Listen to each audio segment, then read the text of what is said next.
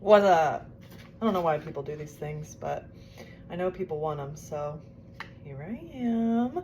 I'm currently carb loading right now. I ate it all already, but I did take a picture before I ate it. So I have some rice in the back. The serving size is there, and you can see how many grams. Usually I tell people when they're trying to up their carbohydrates, grains are going to be the easiest way to do that. Volume eating is important, and I do that as well. But when you need a lot of carbohydrates for a specific activity, rice is my go-to. I also really like bread, but I really like rice for that.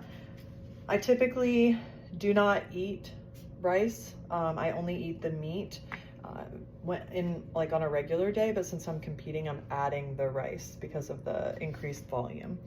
And then I have a rotisserie chicken here, and then some hummus.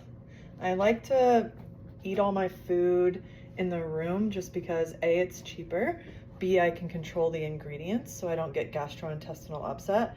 There's going to be some changes, but minimizing the changes is really important. So like, I'm not going to go sit down at the hotel restaurant for 4 days in a row and eat breakfast, lunch, and dinner. Not only is that I can't afford that, but it's just not the best ingredients. And you can kind of control it by asking for certain things. Like typically when we're out of town, if I am going to eat out, I'll ask for like a salmon or a steak, and then try to have something with vegetables. Oh, by the way, also on the airplane it's a long flight to go from east to west across the United States. So they actually give you an option of pre-ordering your food. I highly recommend that, because if you wait until you're on the airplane to order your food, they actually don't even give you the option for the salmon quinoa salad. Highly recommend that one. It's a really good way of controlling your ingredients on an airplane. But you have to pre-order it on like an app or online when you reserve your flight. I think you can also call, but I'm not 100% sure about that. So I have my little area here. I actually moved like almost the whole hotel room around just to accommodate my cooking space. So there was no plugs over here except for the plugs for the refrigerator. If you can see the refrigerator there. And there was no light, so there's no lighting over here. So I moved a lamp. Look, you just, be imaginative, I guess. So I have my blender for my smoothie, for my itchy cherry, and then I have my little pot. This thing is really cool. You can get it at Walmart. I've used it a million times when I'm traveling, and I can still eat my spinach eggs. And then I have a small, tiny toaster too for my toast. I have all my supplements here. I have my 10 Performance Pro Carb. I have my SFH Fuel that just has extra calories. I just need extra right now. Actually, I do that all the time because my training regiment. But I have dried mangoes because, again, I need all the carbs I can get. Quick energy. You can see the macronutrients on these. It's really quick, 34 grams there for half a cup, and I can devour half a cup quickly. So I had that and my casein pudding for dessert. I just mix, I'll show you that later, but I just mix this with coconut water. I have my greens. Oh, and you can't go anywhere without Cactus Creek coffee. Now, I know it's crazy that I have all these different brands. I am sponsored by 10 Performance, and I use a lot that they have. I have specific drinks and reasons why I use these other ones. So 10 Performance doesn't have a casein, so that's why I use Ascent, and I've always used Ascent. And I went to a, what was that? HSN. It was an HSN seminar. If you don't know what HSN is, they're really big in the CrossFit space for nutrition, but I went to one of their seminars and they made these little puddings. Casein pudding has like literally changed my life. So downstairs they have a gelato thing. Yes, I have gelato on tap here. They have like a Starbucks, and there's tons of pastries and desserts, and then there's delicious gelato. One of them is, I want to say it's like the Elvis Elvis something. It looks amazing. And so I said, can I get like a small amount of gelato? And they said, no, we only serve 2 scoops. So let's be real, I'm gonna eat both of those scoops. I don't really need that. I need more carbohydrates right now, not necessarily more calories. There is kind of a big difference. I am going to get gelato before I leave, but I just don't need it right now. So save that for after I win, right? But a really good ice cream alternative is the casein pudding, and I'll show you that later. Let's see, what else do I have over here in my little station? So I have snack bag, shaker bottles are a must. I pack those with me so I can drink more water. I have my chamomile tea there. Snack bag has just protein and carbohydrate options. And then down here, I did take a picture of this, so you can look at it later, but I don't know if you can see, I have some watermelon. It's really good for muscle recovery. I have my Ezekiel bread, more rice, lots of rice, all the gains there, no losses. I have almond butter. I have some other protein sources. I have the chocolate for a little indulgence. There's the coconut water for the casein pudding, and walnuts for salad, lots of water. Never have too much water. And then sourdough bread. It's not my sourdough bread, but it'll do. Let's see, what else do I have? Oh, my refrigerator. Let's see what's in my refrigerator. I don't know why people like talking to phones like this.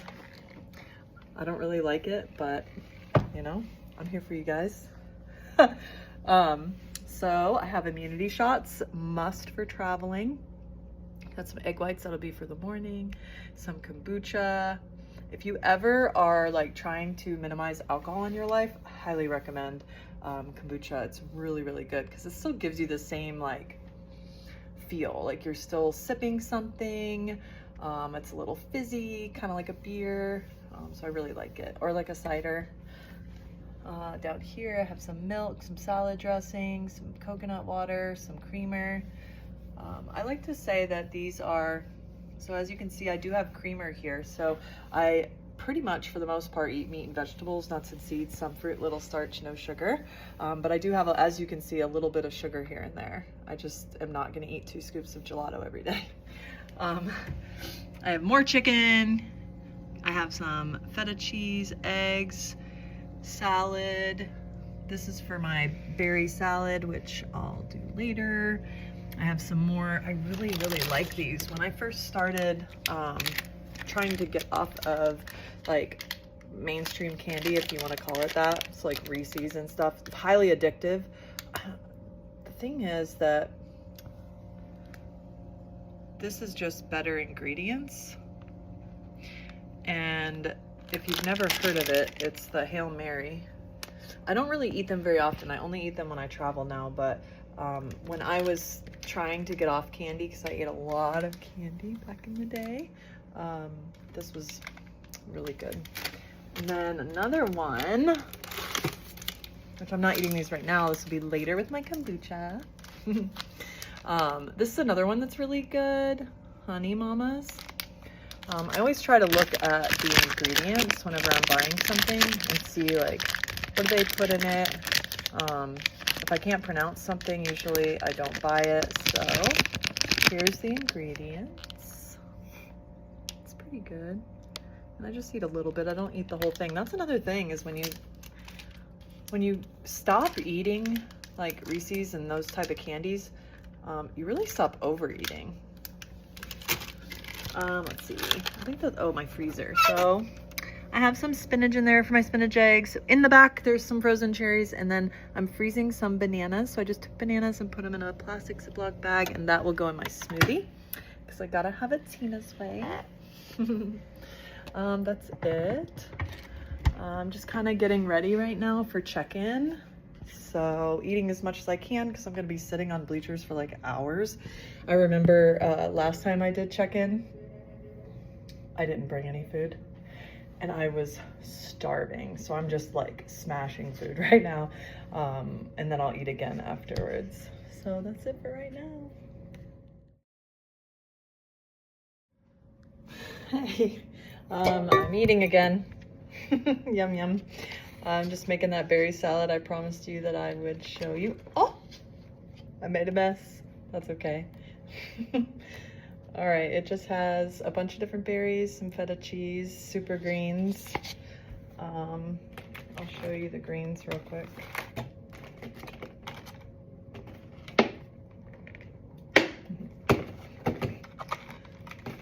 And then chicken, and that's it, and some dressing. Let's see the dressing. This is not the one that I usually get, but it's what they had, so it's a little blurry. I don't know if you can read that, but balsamic vinaigrette I really like. I like the sweeter ones. It goes really good with the berries, so if you find like a pomegranate one, I think those.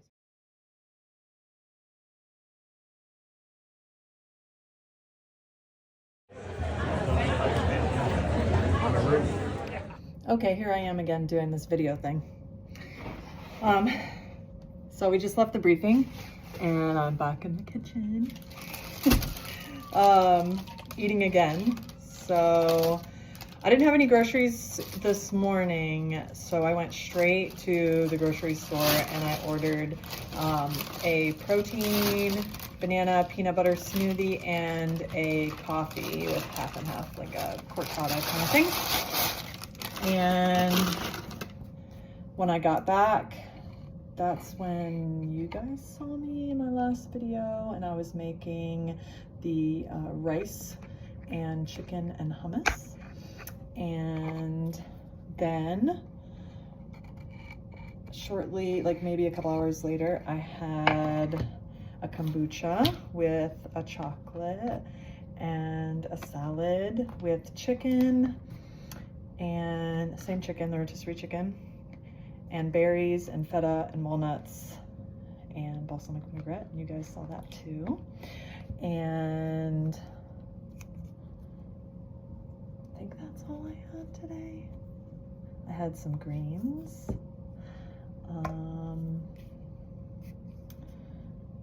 Yeah, I think that's it. And now I'm gonna have some sourdough bread, and then I'm gonna make some casein pudding. So you guys can hang out while I do that. So I have my little cutting board and my knife. I'm just gonna cut my sourdough bread. In the briefing, we learned a lot. Ooh, yum, yum, yum, sourdough. It's not my sourdough bread.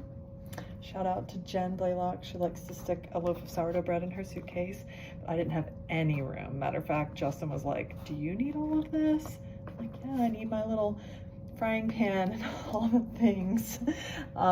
So it's a little hassle to travel with when you have a lot of stuff.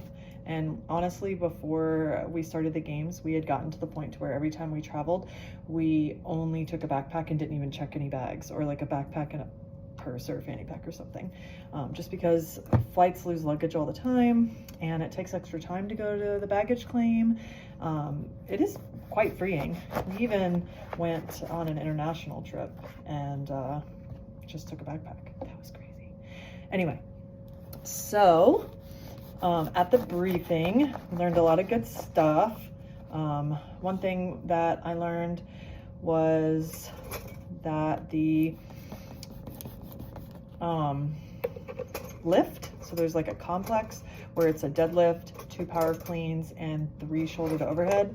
You have to have the entire complex. So normally in a lot of these competitions, they say like, as long as you have the bar, or no, up until the last second, you just have to have the bar off the floor, right, to start the complex, and then it still counts. But in this case, because we only have a minute rest before another WOD, that's not going to be allowed. So, and I mean, that's your own sacrifice, I guess, if you're sacrificing your rest, but they want everybody to be done at the 5-minute mark. Let's see what else. The deadlift, excuse me, we learned weights today. So like we were practicing workouts before and we didn't know what weight to practice. So the deadlift is only 155. That's not a big deal. I kind of wish that it was heavier just because my deadlift volume is really high, like my capability is really high. So if the weight is lower, that just means it's easier for my peers. What else did we learn? We learned that the rope climb is only 10 feet. So one of the years at the games, it was 20 feet, and I was no repped like so many times. What else? I mean, I got all the rope climbs, but like my third one, second one. I think it was either my second or my third one when I went up. The first one was fine, which was crazy because I wasn't even expecting a no rep.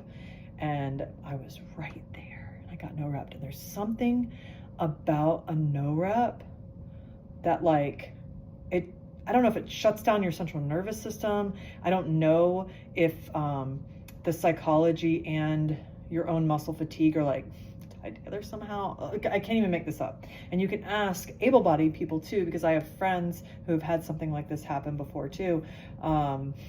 Able-bodied, I'm just kidding. That they also were no repped on like a legless or something, not because they don't have legs, but just because it was a legless rope climb. And they said the same thing, like after the no rep, the rope climb felt like a million times harder. So like, yes, the rope climb would have been difficult. The next rope climb would have been difficult for muscle fatigue, but after the psychological detriment of the no rep for this particular movement, man, that was like really hard. Let's see, what else did we learn?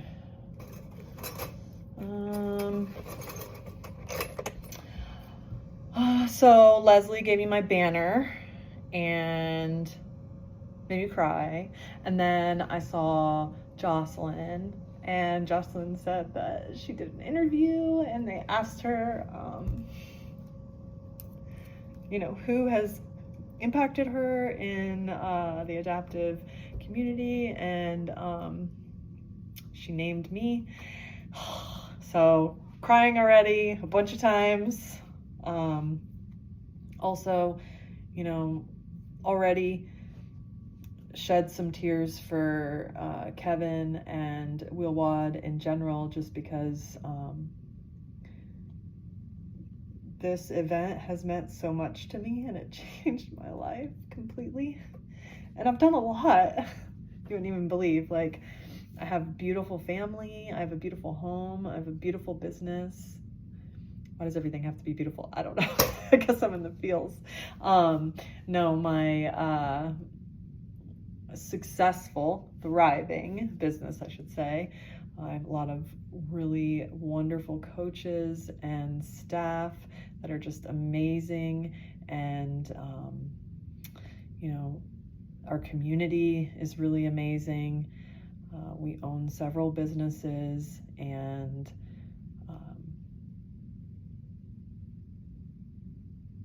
WheelWod came around, you know, years into having accomplished so much, you know, already having a degree, a college degree, having so many accolades in my own like personal career.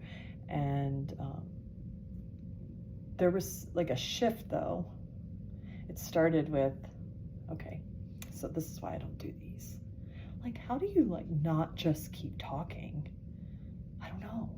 And then, are people still listening? This is way too long.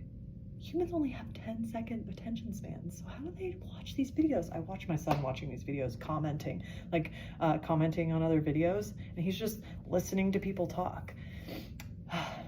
Anywho, WheelWod wasn't my first exposure to any of this. So Justin, my coach, my husband, my best friend, he basically always says, you know, don't say you can't, let's figure out how you can. And he's always said that. And I have always been, I'm not a negative person. Anyone who knows us knows that I'm the glass half full person in this relationship. But when it comes to me and what I can do and my capability, he is definitely more the glass half full, because I've lived this life, right? I'm about to be 45 years old. I've lived this life. So he hasn't lived this life. he doesn't know clearly. He used to have to grind salt and pepper for me, not anymore. And open jars and all that. And it's more than just like, hey, you're a man and you're stronger, can you open this jar? It's like literally I cannot twist anything, right? So I had to adapt and like stick things inside my arm to be able to open it, you know? How do you do this with 3 fingers? Maybe that'll be my next post. How do you open a jar? Anyways, so the rope climb is a really good example. I never thought that I would get a rope climb. I always just like, and I was a coach and I coached people how to do the rope climb all the time. And because you can sit on a bench and teach people the foot placement for the rope climb, the pole is not the hardest part, the technique. That's what really gets people the rope climb, not the physical strength to get up the rope, because we do a lot of things that improve people's strength, right? But it's the technique that actually gets them up there. So one day I was coaching a class, and of course I was the defeatist. Justin was like, well, of course you can. We'll figure out how. And I was like, I'll never be able to do that. I said the same thing with the muscle up. There's been a bunch of things in my life that I've said that about. And one day I was coaching and I just kept going up the rope and it like blew me away. This is well before WheelWod or the CrossFit Games. But, you know, Justin's belief in me really helped me do the things that were necessary. And even if you're not an adaptive athlete, a lot of times you guys might have a coach as well who believes in you more than you believe in yourself. And you know, that's a good thing. It's a good thing because they can see the future. They can see like, hey, if you keep doing these, you know, seated strict presses or bent over rows or whatever it is you're doing, eventually you're going to be able to have the pulling capacity, right? So WheelWod, the reason that they impacted me so much is because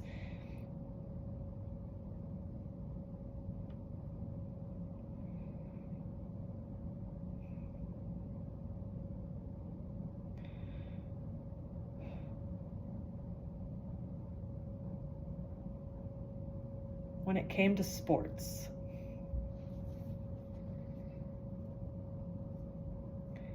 nobody wanted me on the team. So it didn't really matter what my capability was. It didn't really matter what my ability was. At the end of the day, people didn't want me on the team. So I was picked last a lot.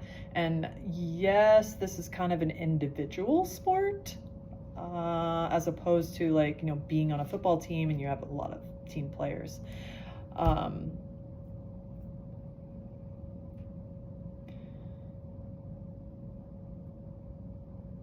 But it feels like a team. We have the same camaraderie as a team might have. And because I look at WheelWod like its own entity, if you will, I do think that the division of the CrossFit Games, I think that for someone who was excluded for her whole life, it feels like that again with WheelWod being excluded from the CrossFit Games. And it is very different. It doesn't feel as inclusive as it once was at the and I feel so blessed to have been able to experience that. Honestly, that's what I say whenever I tell this story, is that if I were able to be a part of that era of CrossFit, what a blessing. And then I get to also tell the story and I get to have that perspective. That's my perspective. It's my personal perspective. And you know, there's pros and cons to everything. Like, for example, we'll go back to the rope climb. We have a 10-foot rope climb. Kevin is, and was at the CrossFit Games too, don't get me wrong. Oh my gosh, like he is our biggest advocate. And he pushes safety. Like if he sees something that he thinks is unsafe, he shuts it down right away. And he's like, no, my athletes are not doing this. So definitely an advocate for safety, but they adjust based on what they see. Like if they see something is potentially unsafe, then they adjust it and adapt the workouts in the future for future athletes. But I really wanted to be involved in WheelWod this year, even though there's not a purse. So when I went to the games at the CrossFit Games in Madison, I won a few $1,000s for first place.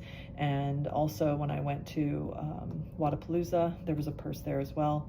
A lot of athletes pulled out. They didn't say because there wasn't a purse, but I could understand. It's very expensive. It's expensive to fly. It's expensive to get a hotel, especially if you're traveling internationally. So I can understand that. But the thought of someone else that didn't yet get to experience what I got to experience, not being able to because WheelWod was no longer a thing based on limited support, that I couldn't fathom that. I happily and humbly and